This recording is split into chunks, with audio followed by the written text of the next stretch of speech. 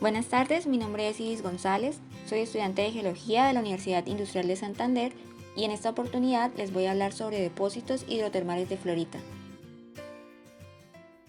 En primer lugar, haré una pequeña introducción sobre algunos conceptos fundamentales para entender estos depósitos. La fluorita, también denominada espatoflúor, es un mineral perteneciente al grupo de los halogenuros. Está compuesta por un átomo de calcio y dos átomos de flúor. En esta tabla podemos ver sus propiedades físicas. En cuanto al color, en estado de máxima pureza, este mineral es transparente, pero en general es muy común hallarlo en la naturaleza con diversas tonalidades, de las cuales hablaremos más adelante. Presenta una raya de color blanco, brillo vítreo, hábito principalmente cúbico y octaédrico por la exfoliación, aunque también se pueden encontrar cristales con hábito rombododecaédrico. La exfoliación es octaédrica perfecta, fractura concoidal, presenta una dureza de 4 según la escala de Mohs, densidad de 3.18 gramos por centímetro cúbico, punto de fusión de 1390 grados Celsius y punto de ebullición de 2497 grados Celsius.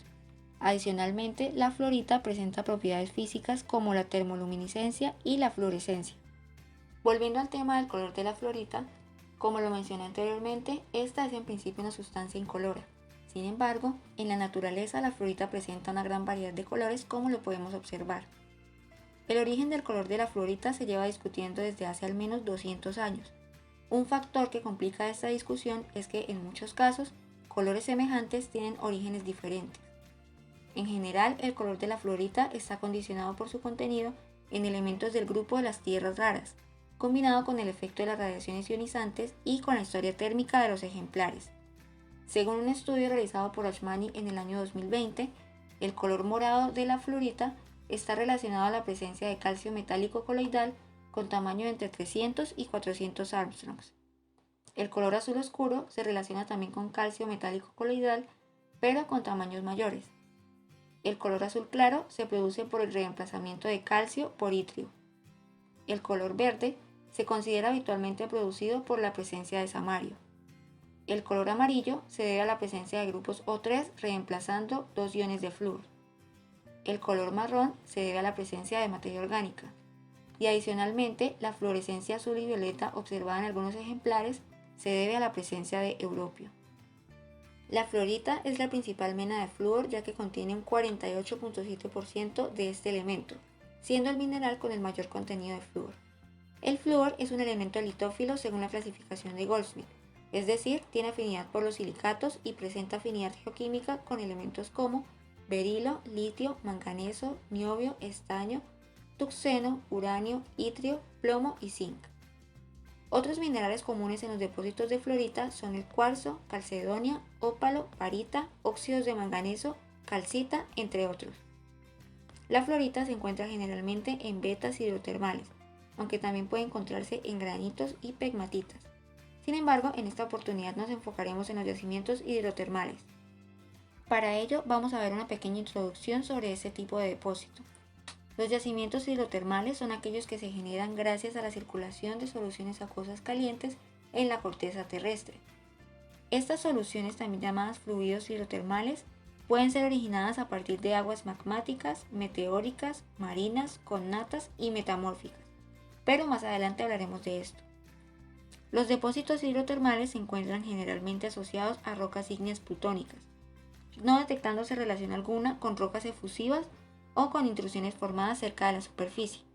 Generalmente las rocas plutónicas de composición intermedia a ácida son las más favorables para la formación de estos depósitos.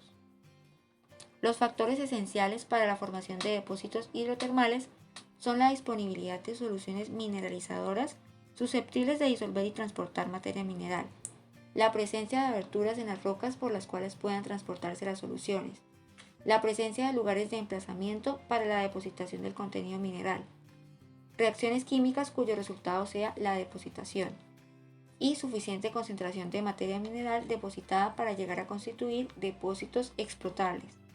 En la imagen se puede observar el origen de las mineralizaciones hidrotermales, en donde a medida que la intrusión magmática se solidifica, se van formando los minerales propios de las rocas ígneas, como son silicatos y óxidos, mientras las fases líquida y gaseosa de la mezcla se van enriqueciendo en agua con ciertos elementos y sustancias en solución, tales como flúor, cloro, azufre, hierro, entre otros.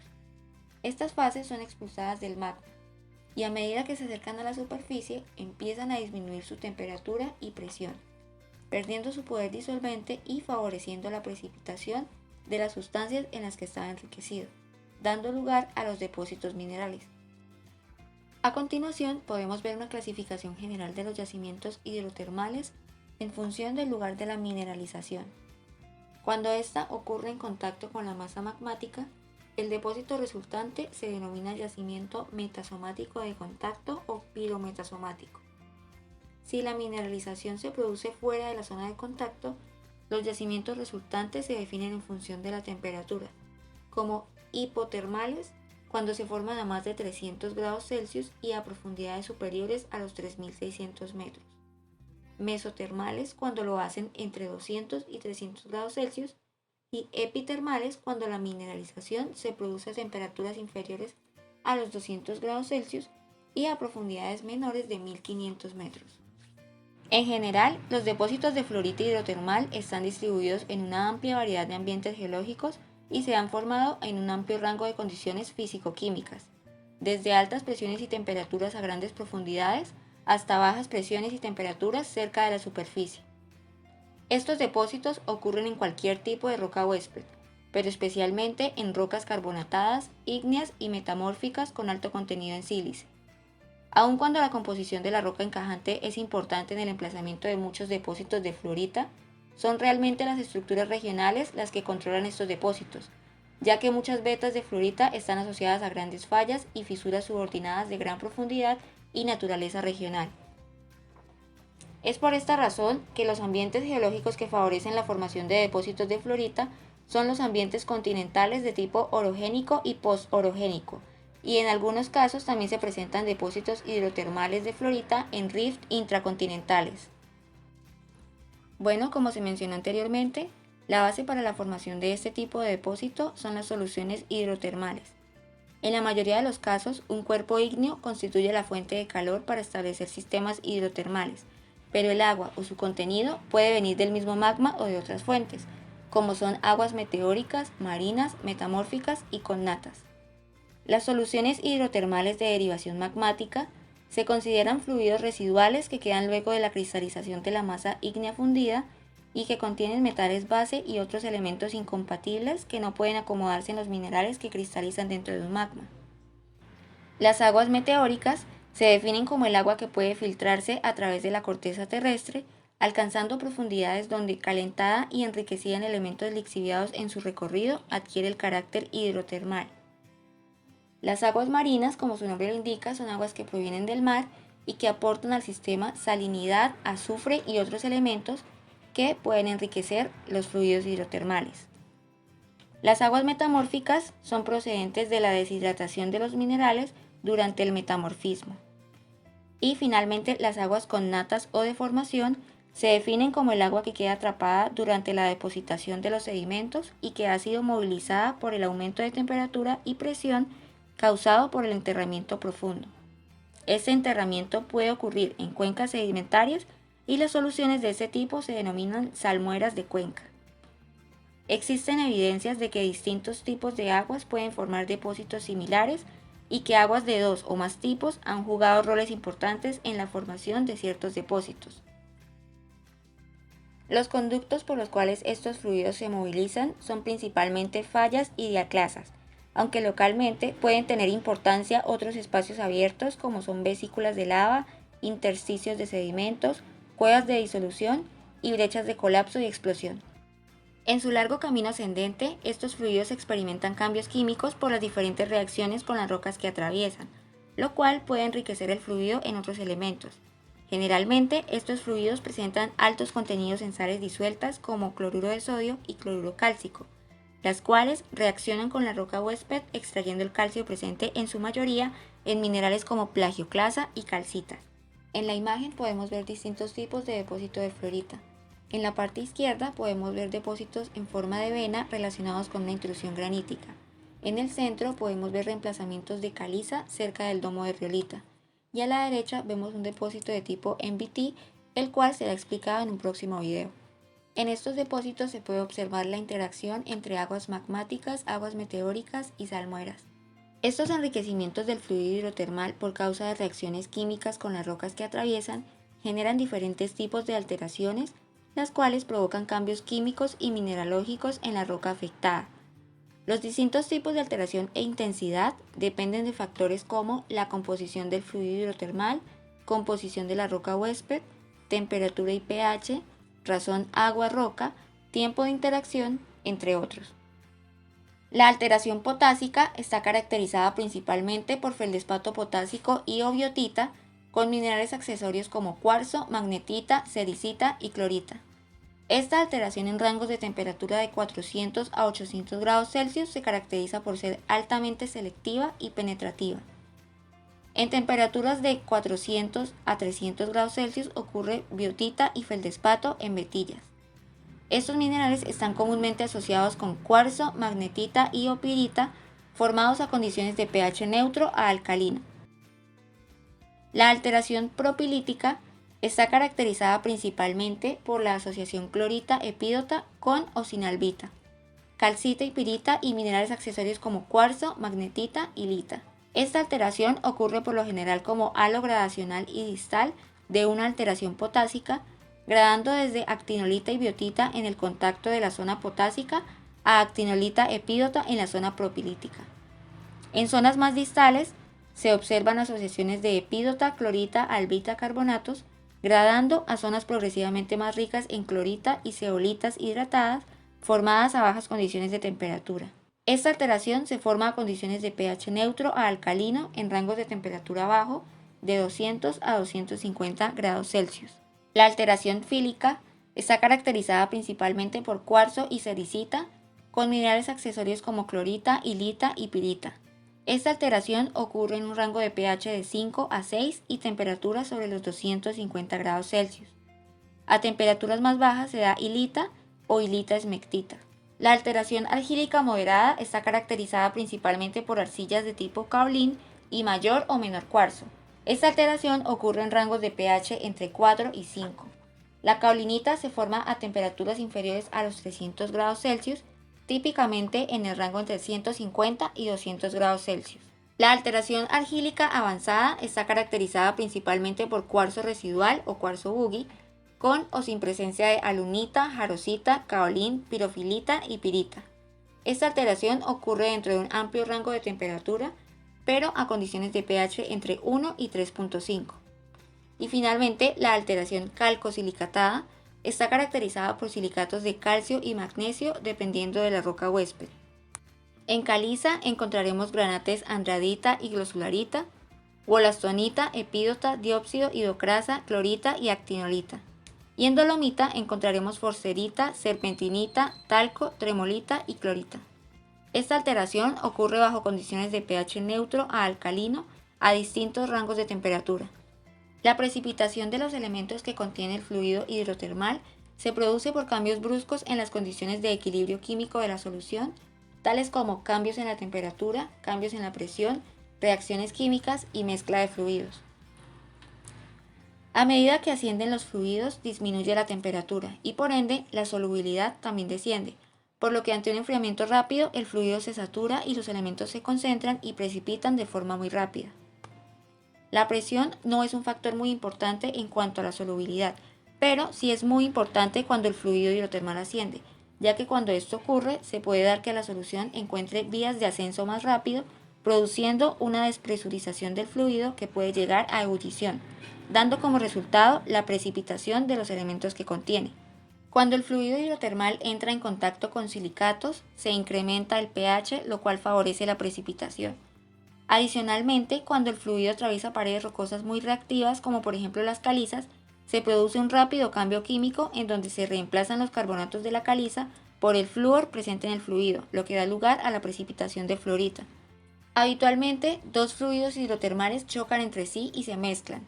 Cuando esto ocurre, todas las condiciones de equilibrio se ven alteradas y se produce una rápida precipitación de los elementos componentes de la solución. Las fallas y diaclasas no solamente sirven como conductos, sino que a medida que transcurre el proceso se van rellenando con las sustancias que precipitan. Los depósitos minerales que se producen por este mecanismo de relleno tienen la forma del conducto y como la mayoría de los conductos son fallas y diaclasas, las formas más comunes de estos depósitos son las vetas. En cuanto a los métodos de exploración, el método mayormente utilizado es el de prospección geoquímica de flúor en aguas superficiales, el cual puede ser utilizado desde los trabajos iniciales de reconocimiento hasta los trabajos de detalle, y también cuando el yacimiento ya ha sido localizado para identificar las prolongaciones de este.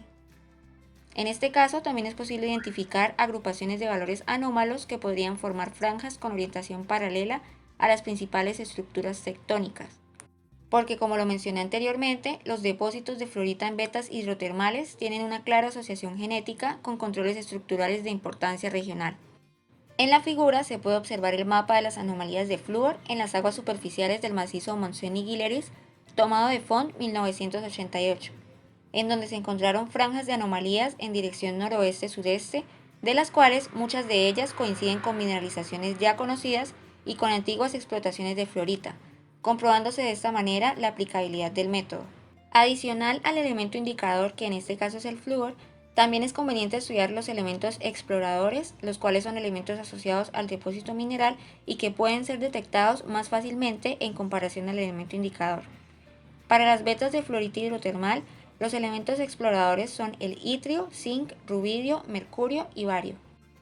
Por otro lado, aunque no es muy útil utilizar métodos geofísicos para encontrar depósitos de fluorita económicamente explotables, lo que sí es muy conveniente es aplicar el método de sísmica de reflexión para identificar las principales discontinuidades que definen la estructura del subsuelo, entre las que se encuentran los contactos entre unidades y las fracturas, las cuales, como mencioné anteriormente, son las responsables de la mineralización de la fluorita, formando caminos para la circulación y espacios de depositación para las soluciones hidrotermales. Ahora hablaremos sobre las reservas mundiales. Aunque los depósitos de fluorita están repartidos a nivel mundial, las mayores reservas se concentran en México con un 21.6%, seguido por China y Sudáfrica con un 13%, Mongolia con un 7%, España con un 3.2%, Vietnam con 1.6%, Estados Unidos y Reino Unido con un 1.3%, Tailandia e Irán con 1.1%, Brasil con 0.4%, Marruecos con 0.1% y el resto de países tiene un 35% del total de reservas mundiales. Bueno, y a continuación podemos ver de forma gráfica lo que acabé de mencionar, donde se ve claramente que México es el país con las mayores reservas, seguido por China, Sudáfrica y Mongolia. En cuanto a los depósitos de mayor importancia, se tiene la mina La Consentida. Esta mina está ubicada en el distrito minero Las Cuevas, en el municipio Villas de Zaragoza, perteneciente al estado San Luis Potosí, en México. Actualmente es explotada por la empresa denominada Mexichen Fluor, antes llamada Minera Las Cuevas. Esta mina ha sido considerada como una de las más grandes a nivel mundial y actualmente se explotan alrededor de 6.000 toneladas al día. Esta región minera forma una franja paralela a las principales fallas de la zona, como se puede ver en la imagen, con orientación noroeste-sureste de 77 kilómetros de largo por 20 kilómetros de ancho, con altos contenidos de carbonato de calcio, formada en un marco geológico de cuenca post-arco continental del cinturón de pliegues y cabalgaduras, en donde los altos contenidos de carbonato de calcio están relacionados a un evento magmático calco-alcalino que se generó por la subducción de la antigua placa Farallón con bajo ángulo a la placa norteamericana. Cabe resaltar que la antigua placa Farallón se fragmentó hace aproximadamente 23 millones de años y actualmente se constituye por la placa de Cocos y la placa de Nazca. Posterior al emplazamiento del intrusivo, una posible reactivación de estas cámaras magmáticas daría origen al emplazamiento de domos complejos y durante el enfriamiento de estos domos se pudieron liberar soluciones mineralizadoras ricas en flúor que al entrar en contacto con rocas carbonatadas generaron la mineralización de fluorita alojada en zonas de debilidad estructural, como pueden ser las fallas normales de la región La Salitrera. La fluorita en esta mina aparece en cuerpos que semejan chimeneas de forma elíptica y en grandes filones que se asocian a fallas de nivel regional, donde la fluorita reemplaza la calcita y rellena las cavidades de la caliza fracturada en las proximidades de las rocas volcánicas, en las que se forman pequeñas venas y mantos. La fluorita presenta color negro, gris, verde, marrón, rosa y púrpura, en forma de mantos con longitudes de 300 a 800 metros, ancho de 50 a 200 metros y una profundidad de 200 a 500 metros. con valores de 73 a 98% en peso de fluoruro de calcio. En la figura se observa un manto de fluorita extraído de la mina La Consentida, de color negro, rojo y marrón, con un 98% de fluoruro de calcio. En Colombia, la fluorita es un mineral escaso, pero se conocen algunos depósitos en los departamentos de Santander, Norte de Santander, Cesar y Tolima. Todos los depósitos de fluorita conocidos hasta el momento en el país son de origen hidrotermal, en forma de venas que atraviesan rocas ígneas metamórficas y sedimentarias, y también como mineral ganga o como relleno en filones con sulfuros.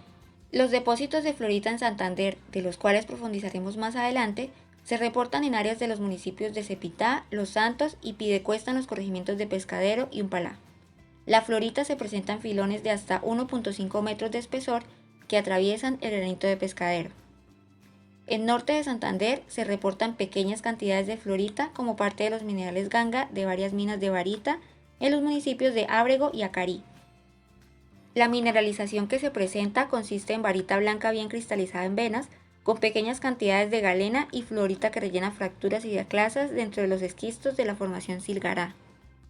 En el departamento del Cesar solamente se conoce una manifestación de fluorita en un pequeño afluente de la quebrada Las Burras, al norte del municipio de San Alberto. La mineralización de fluorita de color verdoso se presenta en un dique de 30 a 40 centímetros de espesor que atraviesa rocas sedimentarias de la formación Bocas, siguiendo la dirección de una fractura. A finales de 1974 se alcanzó la producción máxima de cerca de 30 toneladas mensuales. Y finalmente, en el municipio de Natagaima, en Tolima, se encuentra un depósito de fluorita que consiste en pequeñas venas con cuarzo, calcita, baritina, feldespato y pirita.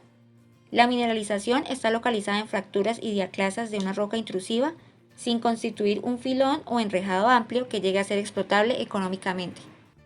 Volviendo a los depósitos de fluorita en Santander, la fluorita se presenta en filones con espesores de 5 centímetros a 1.5 metros, asociados a una alteración muy intensa en zonas marginales del granito de Pescadero, tanto química por seritización como física por la fragmentación a causa de la superposición de distintas familias de diaclasas.